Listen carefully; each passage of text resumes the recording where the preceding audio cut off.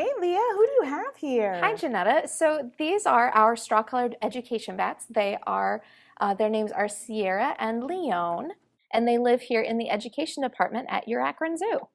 That's really cool. So you said they're straw-colored bats. Is that the type of bat they are? Yeah, so straw-colored bats are named that mainly because of the color of their fur on their face and their chest. It's sort of a yellowish brown, kind of like straw.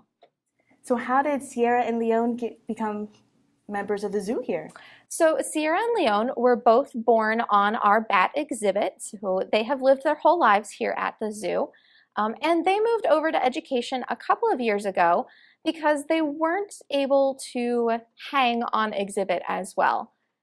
Sierra was actually born with scoliosis, which is a curvature of the spine. And so what that means is that Sierra, sometimes when she's hanging, her feet will just let go and she isn't able to hold on as well.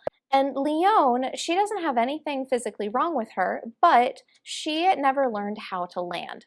So she would be flying in the exhibit and she would want to stop flying, but not really know how to do that. So both of them were falling in the exhibit, and that wasn't something that we really wanted to have happen because we didn't want them to get seriously injured. So they moved over to education, and now we use them for our education programs. So what kind of food do Sierra and Leone eat?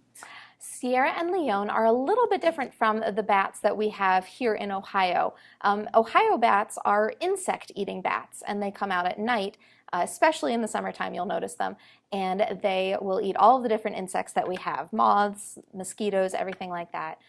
Sierra and Leone, however, they are fruit-eating bats, so they love to eat all different kinds of fruits. They have that nice long nose that helps them to really smell for their fruit, and they like to eat things like apple and banana. Grapes are some of their very favorites, so a wide variety of fruits. So what other really cool things can you tell us about these bats or bats in general? So these fruit bats are in the flying fox side of the bat family. And like I said, they have that nice nose that helps them to smell for their fruit. And they have those nice big eyes that help them to see, because these guys are actually crepuscular. So we think of bats as being mainly nocturnal and only being awake at night. But crepuscular animals are awake at dawn and at dusk. So they are most active at the very beginning of the day and the very end of the day. And that's really helpful since they are looking for fruit. They need some light to be able to see those. Another cool fact about these guys is that we think of bats as using echolocation, which is very helpful for the microbats, the little bats, especially the ones that live in Ohio, because they use that to make sound and bounce the sound off of an insect to listen for where that insect is. But that's helpful because they are up and about at nighttime when it's harder to see. Yeah. But these guys, because they are awake when there is daylight, they don't actually use echolocation.